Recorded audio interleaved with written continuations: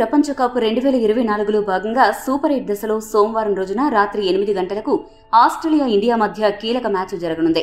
ఆఫ్ఘనిస్తాన్ జట్టు చేతిలో ఆస్ట్రేలియా జట్టు 21 పరుగుల తేడాతో ఓడిపోవడంతో ఈ మ్యాచ్ పై అందరికీ ఆసక్తి విపరీతంగా పెరిగిపోయింది. ఎందుకంటే ఆస్ట్రేలియా సెమీస్ భవిష్యత్తును డిసైడ్ చేసే అవకాశం ఇప్పుడు టీమిండియాకు వచ్చింది. గత ఏడాది భారతదేశంలో జరిగిన వన్డే ప్రపంచ కప్లో టీమిండియాను ఆస్ట్రేలియా ఫైనల్స్ లో చిత్తుగా ఓడించింది. ఇప్పుడు అందుకు ప్రతీకారంగా ఆస్ట్రేలియాను ఇండియా ఓడిస్తుందా లేదా అనే చర్చ ఎక్కువగా నడుస్తోంది. వన్డే ప్రపంచ కప్లో ఎదురైన పరాభవానికి సమాధానంగా సోమవారం జరగబోయే మ్యాచ్లో ఆస్ట్రేలియాను ఓడించి ఇంటికి పంపాలని భారతాభిమానులు మాత్రం గట్టిగా కోరుకుంటున్నారు. ఈ మ్యాచ్లో గనుక ఆస్ట్రేలియాను ఇండియా ఓడిస్తే ఆ జట్టు సూపర్ 8 దశలోనే నిష్క్రమించే అవకాశం ఉంటుంది. ఇటువంటి పరిస్థితుల్లో ఈ హై ఇంటెన్స్ మ్యాచ్ చాలా రసవత్తరంగా సాగుతుందని అందరూ అంచనా వేస్తున్నారు.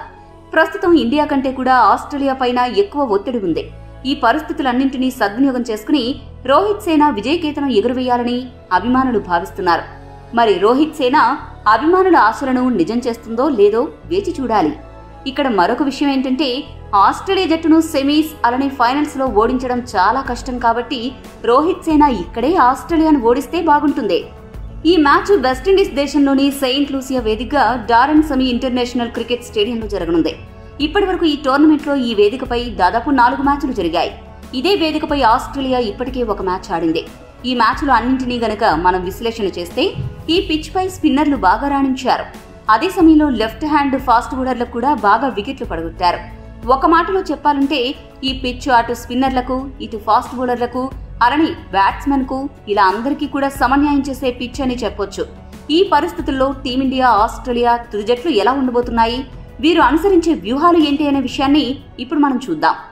ముందుగా ఆస్ట్రేలియా ప్లేయింగ్ 11 విషయానికొస్తే ఓపెనర్లుగా David Warner, Travis Head వ్యవహరించనున్నారు.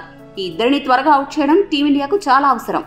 ఆల్రౌండర్లుగా Mitchell Marsh, Glenn Maxwell, Marcus Stoinis జట్టులో కొనసాగుతారు.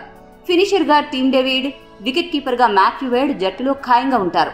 స్పెషలిస్ట్ స్పిన్ బౌలర్లుగా ఆడమ్ జంపా, ఆస్టన్ అగర్ బాధ్యత తీసుకుంటారు.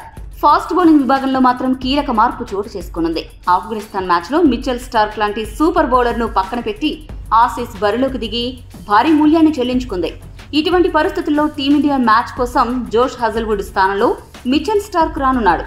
రోహిత్ శర్మ, విరాట్ కోహ్లీకి ఎడమ చేతివాటం ఫాస్ట్ బౌలర్లను ఆడడంలో విపరీతమైన ఇబ్బంది ఉంది. ఈ నేపథ్యంలో మిచెల్ స్టార్క్ ఆస్ట్రేలియాకి ఒక పెద్ద అస్త్రంగా మారనున్నాడు. స్టార్క్ ను మన ఇద్దరు అగ్రశ్రేణి బ్యాట్స్మెన్ ఎలా ఎదుర్కొంటారు అనే దానిపైన టీమిండియా విజయావకాశాలు ఎక్కువగా ఆధారపడి ఉన్నాయి. ఇక టీమిండియా తుది జట్టు విషయానికి వస్తే ఓపెనర్లుగా రోహిత్ శర్మ, విరాట్ కోహ్లీ బరిలోకి దిగుతారు. ఈ ఇద్దరు పవర్ ప్లేలో పవర్ఫుల్ స్టార్ట్ ఇవ్వాలి. అప్పుడు ఇండియాకు గెలుపు సులభం అవుతుంది. వికెట్ కీపర్ రిషబ్ పంత్ 3వ స్థానంలో, కీలక మిడిల్ ఆర్డర్ బ్యాట్స్మెన్ హిట్టర్ అయిన సూర్యకుమార్ యాదవ్ 4వ స్థానంలో బ్యాటింగ్ కు వస్తాడు. ఫాస్ట్ బౌలింగ్ ఆల్రౌండర్లుగా శివన్ దుబే, హార్దిక్ పాండ్యా, స్పిన్ ఆల్రౌండర్లుగా జడేజా, అక్షర్ పటేల్ కు జట్టులో చోటు ఖాయం. ఫాస్ట్ బౌలర్లుగా బుమ్రా, హర్షదీప్ సింగ్ వ్యవహరిస్తారు. పిచ్ స్పిన్నర్లకు అనుకూలంగా ఉంటుందని చెబుతున్నారు కాబట్టి ఈ మ్యాచ్ లో కూడా టీమిండియా 3 స్పిన్నర్లతో బరిలోకి దిగనుంది. దీంతో స్పెషలిస్ట్ స్పిన్నర్ గా కుల్దీప్ యాదవ్ జట్టులో ఉంటాడు. మహమ్మద్ సిరాజ్ బెంచ్కే పరిమితం కానున్నాడు. ఈ సూపర్ 8 మ్యాచ్ లో ఏ జట్టు గెలుస్తుంది అని భావిస్తున్నారో కామెంట్ చేయండి. మరిన్ని స్పోర్ట్స్ అప్డేట్స్ కోసం మా ఛానల్ ను సబ్స్క్రైబ్ చేసుకోండి.